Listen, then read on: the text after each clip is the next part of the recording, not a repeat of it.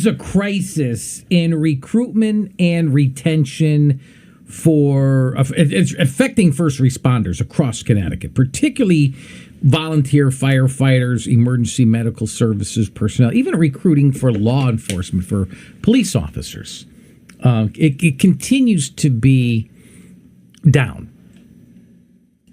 But is it really any surprise? I mean, almost it seems like on a daily basis, we're talking about a lack of respect for those in authority, for those in emergency services. I don't mean in hospitals. I mean first responders, including police officers.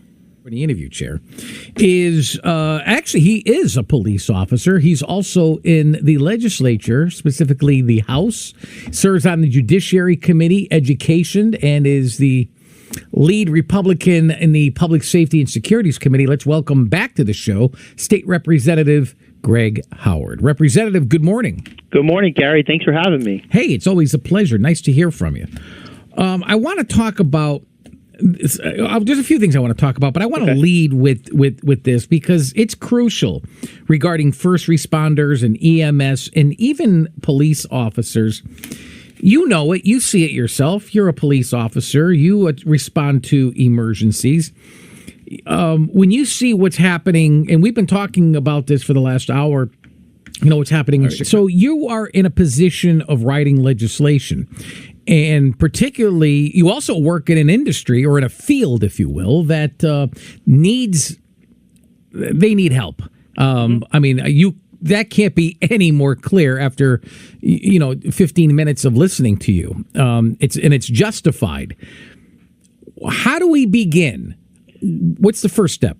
Well, I think the first thing that's most important is let me just get this out of the way, because my Democrat colleagues like to say, well, we should pay more. It's not necessary. 6 years ago, there was 100 people showing up for 4 spots in one police department, for example, and the pay, of course, has increased since then because of inflation, but it's relative, right? Now, I think on the pay side of it, the unions will tell you pay, pension, benefits.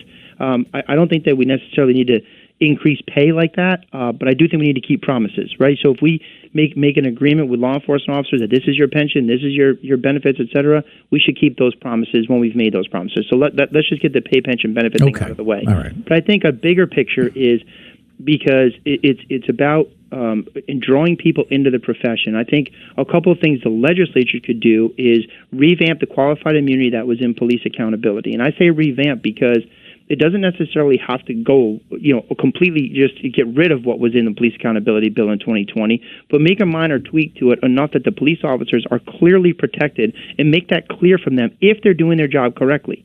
Now, a lot of people say they are in the current legislation, and maybe they are, but that's not what's been delivered to them, and that's not what's been delivered to people looking at the profession. So you can make a tweak to make that a bit more clear, and that would do 2 things. 1, it would alleviate that concern, and 2, it would signal a changing of the tide that we're going to actually support our law enforcement officers. That's one thing. Mm-hmm. Next thing, consent searches. Consent searches were taken out of away from police officers and police accountability. Now I'm going to tell you about a guy named Ken Barone. You may know who Ken Barone is. He's sort of the racial profiling guru in the state of Connecticut. Mm-hmm. He was behind the whole, state police so-called ticket scandal, which I could go on and on about. That was a great farce. But anyways, I have given consent search language to him that he and I met with the Black and Puerto Rican caucus within the legislature, and he told them in that meeting, Greg's language works for overcoming any racial profiling and consent searches, gives police officers back this vital tool, but protects the public against racial profiling. That was his